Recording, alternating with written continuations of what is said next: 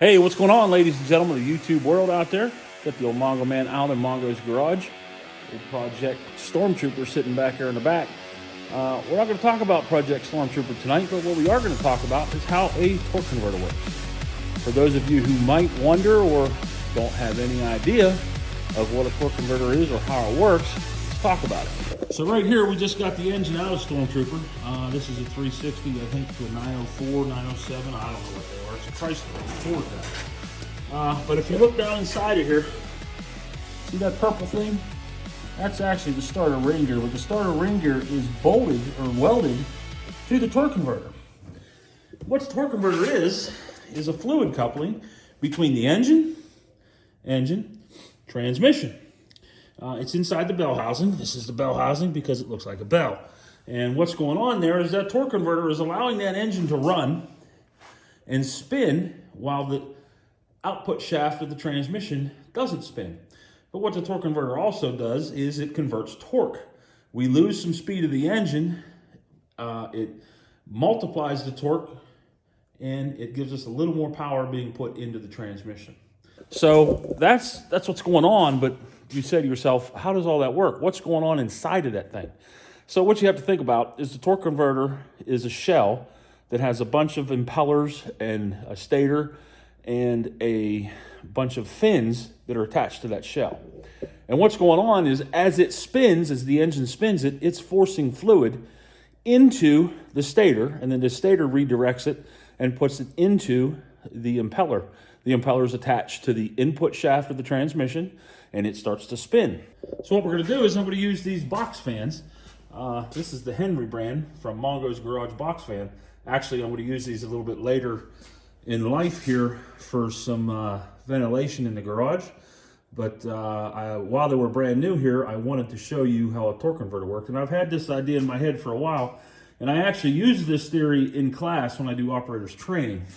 So you can see here, this one, it is plugged in. So when I turn the switch on, it works. You can see it spins there. So we're going to turn this thing sideways. I'm going to go ahead and grab this other one that I have laying down here. And I'm going to show you that it is not plugged in. Nor will it be plugged in at any point in this little video here. So what I'm going to do is I'm going to go ahead and start my engine or turn this fan on. You see right now it's not spinning. Turn it on, it begins to spin. This fan is not spinning. However, it will begin to spin. So what's happening here is we have to understand air is a liquid. There's a lot of things in air, namely nitrogen, carbon monoxide, carbon dioxide, oxygen, but they're all warm enough that they're actually in their in a different state. But if you make them cold enough, they will turn back into a liquid. So air is a fluid, essentially. And in any science class that you've ever been in, they should have taught you that air actually is a fluid. But at any point, what's going on here is this fan that is running has a little electric motor on it, spinning the fan, is forcing the air into that fan, which causes that fan to move. So essentially, this is the outside of the torque converter, which is forcing fluid to move. If there would be a stator between the two, and that stator actually directs or redirects the fluid flow into the impeller, which what this fan is, and that's where we get our torque multiplication. The impeller, as it spins, obviously that's spinning the output shaft of the transmission. I'm sorry, the input shaft of the transmission. Say we pull up to a stoplight and we stop. Well, it will stop. Now, there is still air or fluid being moved from the outside of the torque converter through the stator and into the impeller, but the impeller is not moving because I've got the brakes on it.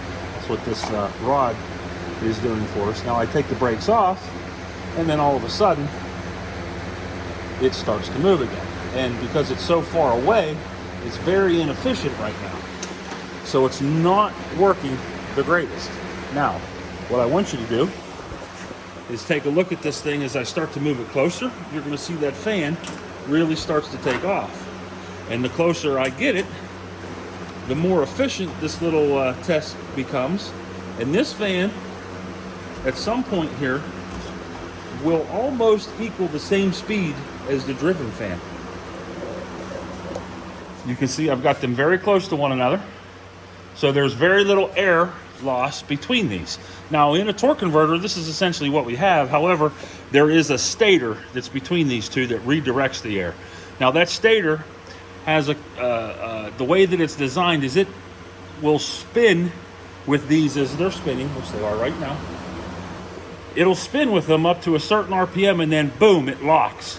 And when it locks, it actually redirects the fluid flow harder and forces that fluid even harder into the impeller, which multiplies the torque.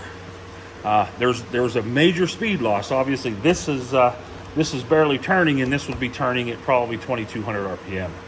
But we're getting a torque multiplication out of that. But in that state, when the torque converter is in stall, we call that,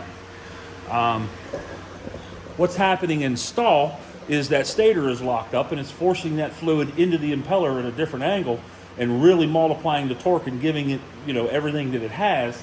That's creating fluid shear. And what fluid shear does is it creates heat in that torque converter. Every good automatic transmission should have a cooler on it. And that's so that we can get rid of or manage that thermal, that heat that comes out of that torque converter. If we don't thermally manage that, if we don't cool it off, well then that oil is eventually going to break down, which deteriorates over time.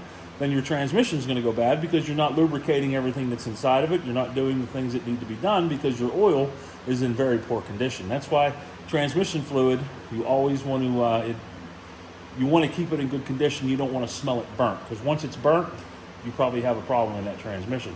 And this is the leading cause of how it gets burnt. A torque converter will go bad, that stator locks up, or somebody just runs it in stall too much and they got it way too hot. Like if you're pulling a heavy load, it'll lock that stator up and it'll run it in stall, and it's really creating a lot of heat. And under that heat, the oil starts to break down. So like we were saying, what we've got going on here, if I move these apart, our little demonstration becomes way less efficient, and that fan is going to start to slow down. What I'll do here is I'll actually turn this fan off so it's spinning down, and you can see this one is as well. And once this fan stops, so the engine fan or the driven fan that's behind it, this is is still spinning. That one stopped and this one is still spinning. I'm going to go ahead and turn this back on.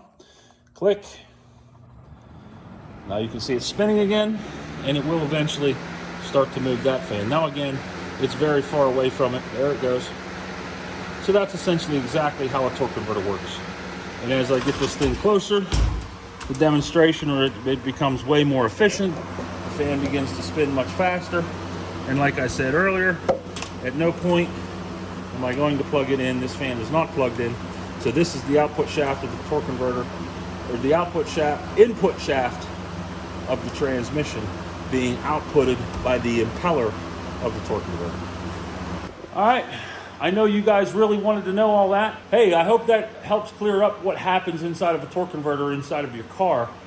If you like that kind of content, by all means, leave me a comment below and let me know that you like that.